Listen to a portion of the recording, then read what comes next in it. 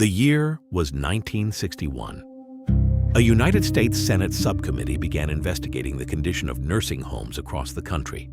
What its investigators found when they walked through the doors of facilities in states like Illinois, Ohio, and New York was not what most Americans imagined when they pictured a place of care. They found residents lying in soiled beds for hours without assistance. They found medication errors that went uncorrected for days. They found facilities where a single overnight aide was responsible for 40 or 50 residents, alone in the dark, with no supervision and no accountability. There were no federal standards. There was no minimum staffing requirement written into law. There was no federal inspection system with real authority to shut a facility down. Nursing homes in 1961 were businesses operating almost entirely outside the reach of any meaningful regulation. States had their own rules, but enforcement was inconsistent at best and non-existent at worst. A Senate report from 1965 found that fewer than 60% of the nation's nursing homes met even the most basic health and safety standards, and yet the industry was growing. By 1962, approximately 500,000 Americans were living in nursing homes across the United States. The demand for long-term care was expanding as the population aged. Money was flowing into an industry that had no obligation to disclose how it was being spent, no requirement to maintain adequate staffing, and no federal authority standing over it demanding answers. Here is the question that connects 1961 to right now.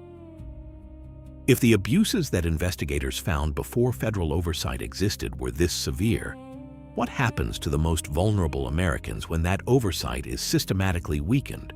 The answer is already being written. The 1987 Nursing Home Reform Act set basic standards. By 1986, the scale of abuse inside American nursing homes had become impossible for Congress to ignore. The Institute of Medicine published a landmark report that year documenting widespread neglect, physical abuse, inappropriate use of chemical and physical restraints, and systematic violations of residents' dignity across facilities in every region of the country. The report did not pull its punches. It described an industry that had grown to serve nearly 1.5 million Americans while operating under a patchwork of inadequate and inconsistently enforced standards. Congress responded. The Omnibus Budget Reconciliation Act of 1987, commonly known as the Nursing Home Reform Act, represented the most significant federal intervention in nursing home standards in American history. The law established for the first time a legally enforceable set of residents' rights. It prohibited the inappropriate use of physical and chemical restraints. It required facilities to conduct comprehensive assessments of every resident's needs. It mandated that nursing homes actively work to maintain or improve each resident's quality of life, not merely keep residents alive. The law also established a federal survey and certification system, requiring regular inspections of nursing homes participating in Medicare and Medicaid. Facilities that failed to meet federal standards could face fines, denial of Medicare payments, or, in extreme cases, closure. It was the most comprehensive federal protection framework American nursing home residents had ever had. And it was, from the moment it passed, systematically underfunded, understaffed, and outmaneuvered by an industry whose financial resources dwarfed those of the government agencies responsible for enforcing it. The 1987 law established the rules, but it would take nearly 4 more decades to discover how little those rules meant without the infrastructure to enforce them. Before we continue, don't forget to subscribe to the channel so you don't miss our upcoming updates on the situation in the United States. Thank you for your support, and let's continue. For-profit companies quietly took over 72% of facilities. The shift did not happen overnight. It happened deal by deal, acquisition by acquisition, over several decades. While regulators watched, advocates warned, and most American families had no idea it was occurring. In the decades following the 1987 Nursing Home Reform Act, the ownership structure of American nursing homes underwent a fundamental transformation. Faith-based organizations, Lutheran, Catholic, Jewish, and other community-rooted nonprofits had operated a significant share of the nation's nursing homes for generations. Their mission was care. Their excess revenue, when there was any, went back into operations. Then the for-profit sector moved in. By 2024, for-profit companies owned approximately 72% of the roughly 15,000 nursing homes in the United States, which collectively served more than 1.3 million residents. Since 2015 alone, more than 900 not-for-profit nursing homes and senior living communities had changed ownership, with more than half of them acquired by for-profit operators. The consequences were documented across multiple research institutions. Studies from Harvard Medical School, Weill Cornell Medical College in New York, and the National Bureau of Economic Research consistently found that for-profit nursing homes, particularly those owned by private equity firms, had lower staffing levels, more regulatory violations, and worse outcomes for residents. David Grabowski, professor of healthcare policy at Harvard Medical School, described the trend as concerning.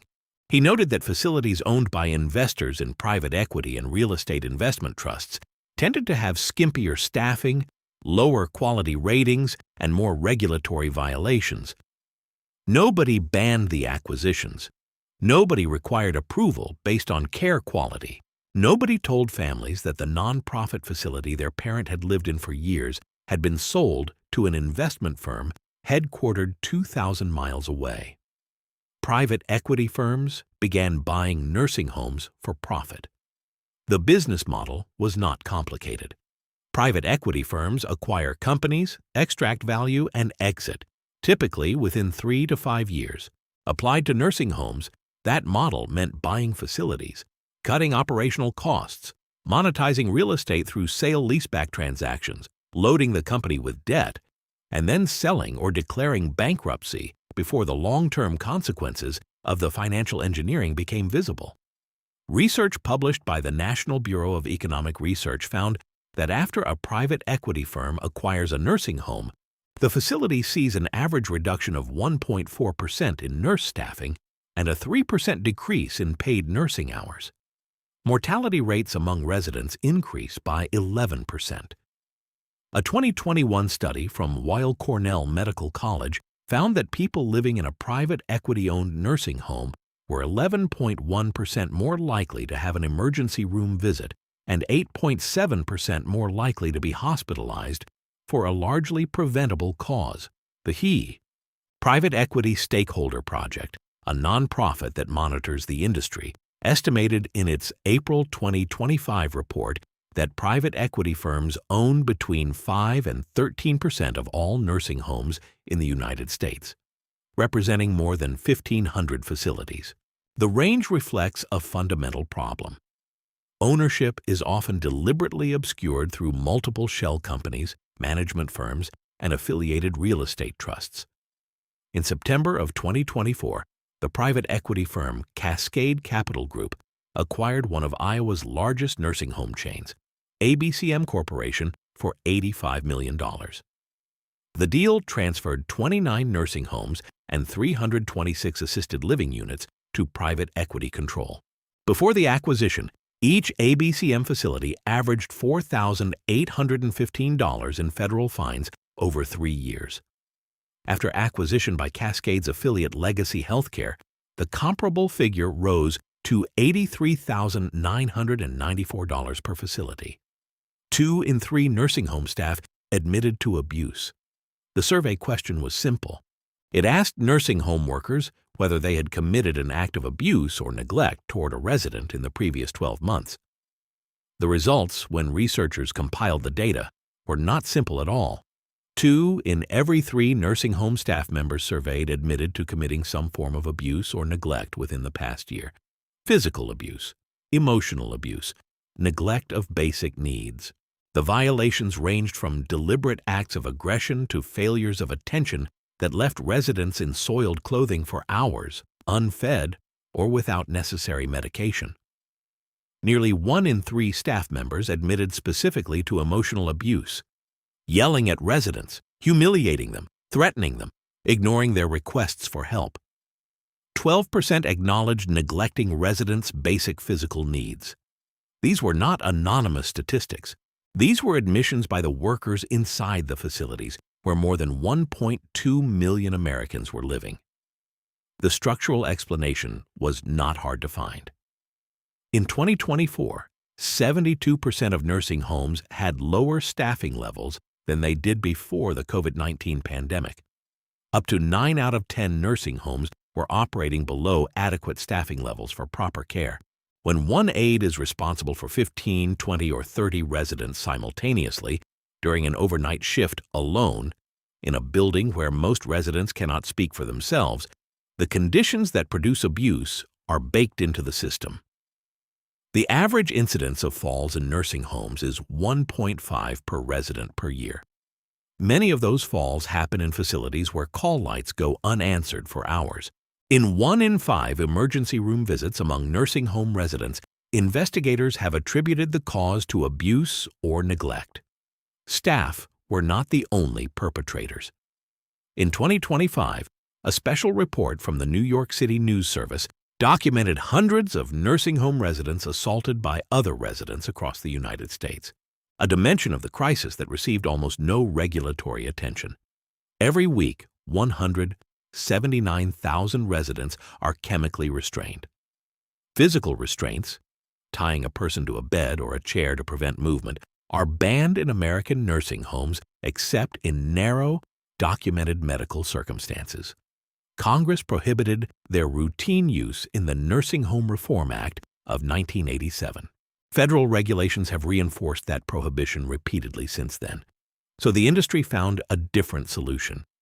Every week in nursing facilities across the United States, an estimated 179,000 people, mostly older adults living with dementia, are administered antipsychotic medications for conditions that those medications were not approved to treat. This finding came from a 157-page report published by Human Rights Watch in 2018, based on 300 interviews with residents, family members, staff, and clinicians in facilities across the country.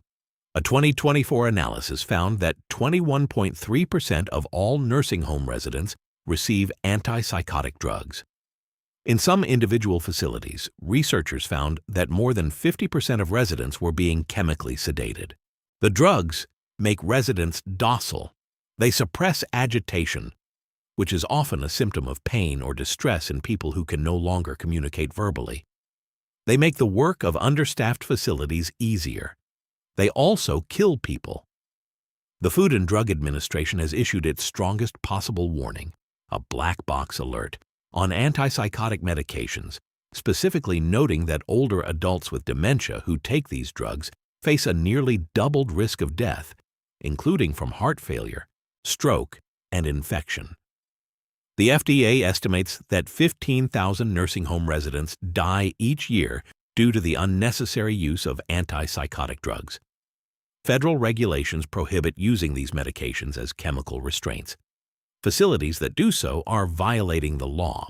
The Human Rights Watch investigation found that even when nursing homes were caught breaking this rule, they were rarely punished. Only 1 in 14 abuse cases is ever reported. 5 million elder abuse cases occur in the United States every year, according to data compiled by Nursing Home Abuse Justice. That number represents what researchers believe is actually happening, based on surveys, statistical modeling, and clinical estimates. What actually gets reported is a fraction of that reality. According to the United States Department of Justice, only 1 in 14 cases of elder abuse is ever reported to any authority. For financial abuse specifically, the ratio collapses even further.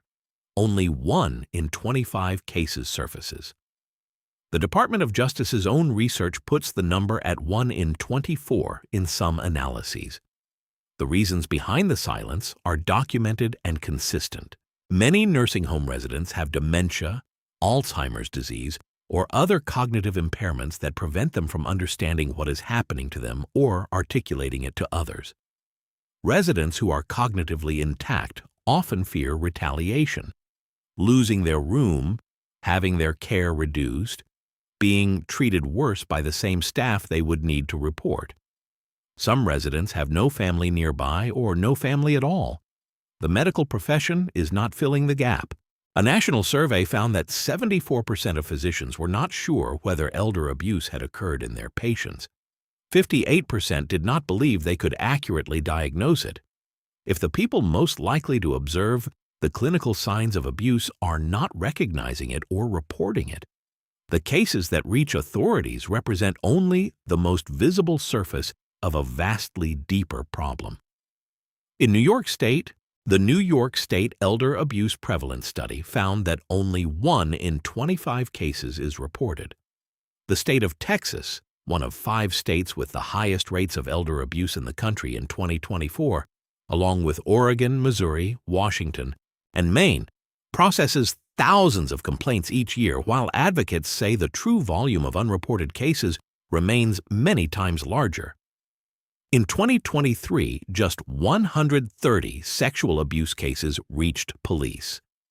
In 2023, the National Ombudsman Reporting System, the federal database that tracks complaints in nursing homes and residential care facilities across the United States, recorded 1,862 reports of sexual abuse in long-term care settings. These were the cases that someone somewhere found the courage or the capacity to report. Of those 1,862 complaints, 130 were referred to law enforcement. That is 7%. In 93% of documented sexual abuse cases in American nursing homes and care facilities, no police report was made. In 814 of those complaints, the alleged perpetrator was a member of the facility's own staff. In 715 complaints, the perpetrator was another resident. In 48 cases, the perpetrator was a family member, friend, or resident representative. The remaining 306 cases involved others. The trend is worsening, not improving.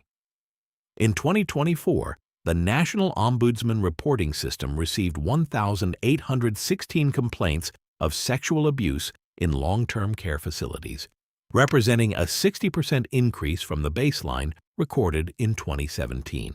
The Centers for Medicare and Medicaid Services does not even track sexual abuse as a separate category in its inspection data, grouping it under broader abuse classifications in ways that researchers say make the full scope of the problem impossible to accurately measure from federal data alone. Research from Minnesota's Office of Ombudsman for Long-Term Care found that more than 70% of elder sexual abuse cases occur in nursing home settings.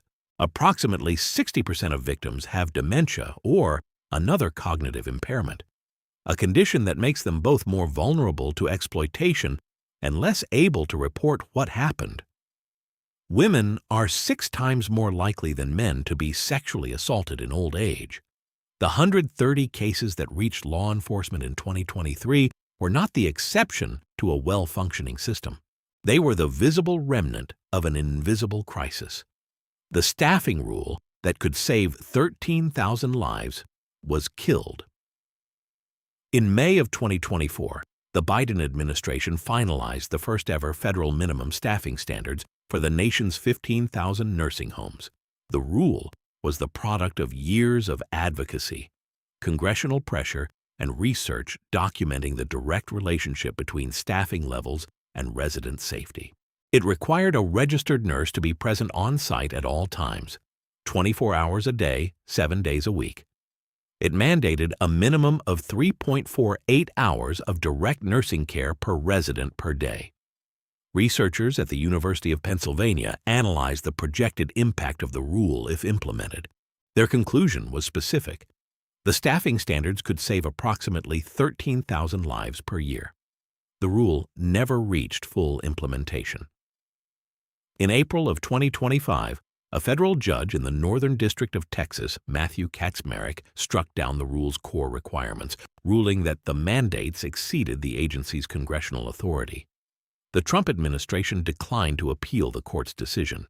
2 months later, on July 4, 2025, the One Big Beautiful Bill Act imposed a 10-year moratorium on any federal minimum nursing home staffing standards, blocking implementation until at least 2034.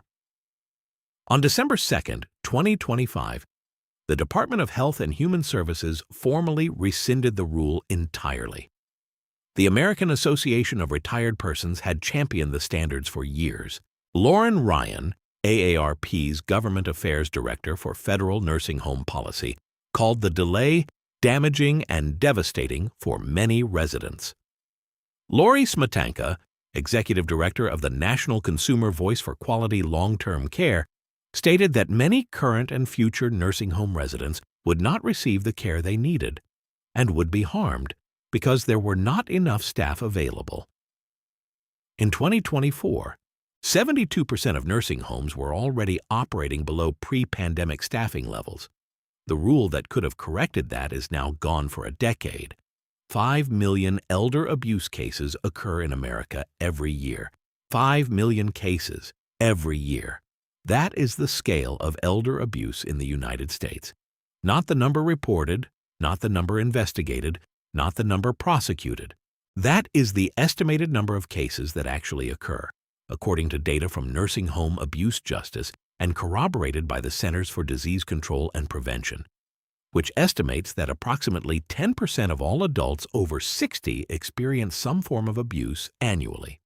The Department of Justice released its 2025 annual report to Congress on efforts to combat elder fraud and abuse. Over the reporting period covered by the report, criminal and civil prosecutors pursued more than 280 enforcement actions against over 600 defendants. These offenders attempted to steal or did steal more than $2 billion from more than 1 million older Americans. $2 billion, 600 defendants. In a country where 5 million cases occur each year, the math reveals the gap. Even accounting for the fact that not every case involves prosecutable conduct and that law enforcement resources are finite, the distance between 5 million annual cases and 600 federal defendants in an entire year is not a gap. It is an abyss. In 2023, American nursing homes received 94,499 health citations from federal inspectors. 7,654 of those citations, 8.1%, specifically involved abuse, neglect, or exploitation of residents. Facilities were collectively fined $153 million for violations of all kinds. 30% of abuse citations in 2023 were issued because facilities had failed to promptly report known abuse, meaning the facilities knew and said nothing. In 2025, at least 6 states, California, Indiana, Massachusetts, New Mexico, Maine, and Oregon, enacted new laws aimed at curbing private equity's influence in nursing homes. It was the beginning of a state-level response to a federal oversight failure that has been building case by case and citation by citation for more than 6 decades. The 5 million cases are not a statistic. They are people, and most of them will never be counted.